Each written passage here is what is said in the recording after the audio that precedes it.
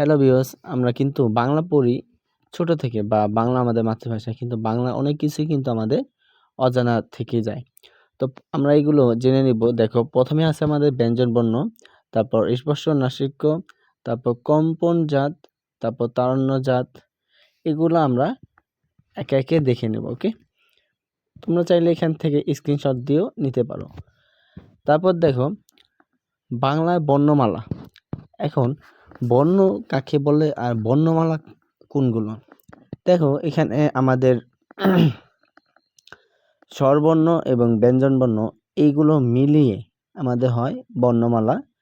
আর আমাদের যেই লেটারগুলো আছে, অর্থাৎ অক্ষরগুলো, যেমন ক, খ, এগুলো হচ্ছে আমাদের বর্ণ।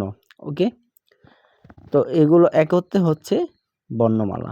তো বর্ণমালা হচ্ছে 50টি, তার ভিতরে স্বরবর্ণ 11টি, ব্যঞ্জনবর্ণ 39টি। ওকে, তারপর দেখো মাত্রা সমূহ। এখানে কিন্তু মাত্রা, পূর্ণ মাত্রা স্বরবর্ণ কয়টা? 6টা। ব্যঞ্জনবর্ণ কয়টা? 26টা। মোট হচ্ছে 32টা। অর্ধমাত্রা কয়টা? 8টা। এগুলো তোমরা একটু দেখে নাও। ওকে, তারপর দেখো ধ্বনিতন্ত্র। এখন ধ্বনিতন্ত্র কাকে বলে সেটা আমরা জানব।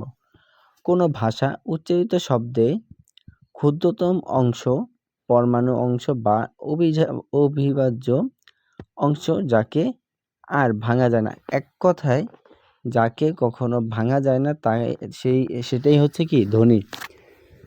যেটাকে কখনো ভাঙা যায় না সেটা হচ্ছে কি? ধ্বনি। ওকে, তো দেখো এখানে কিন্তু আমাদের মৌলিক ধ্বনি দুইটা, একটা হচ্ছে স্বরধ্বনি, আরেকটা হচ্ছে ব্যঞ্জন ধ্বনি।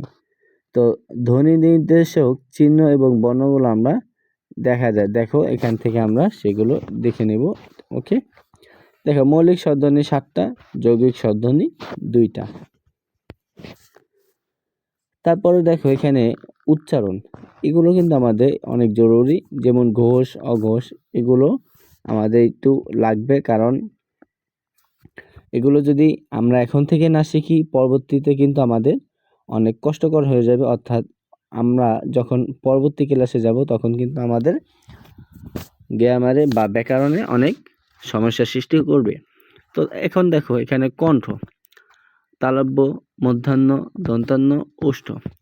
আর তার ভিতরে ঘোষ আছে, আবার অঘোষও আছে, আবার আছে মহাপ্রাণ, অল্প প্রাণ। ওকে, তো আমাদের কি কি আছে? ঘোষ, অঘোষ, তার ভিতরে আছে মহাপ্রাণ, অল্প প্রাণ, তারপর আছে নাসিক্য। এগুলো আমরা একটু দেখে নেব। ওকে, তারপর দেখো আমাদের ব্যাকরণে যেগুলো আছে, বিশেষণ কয় প্রকার সেগুলো। বিশেষণ কিন্তু আমাদের 2 প্রকার।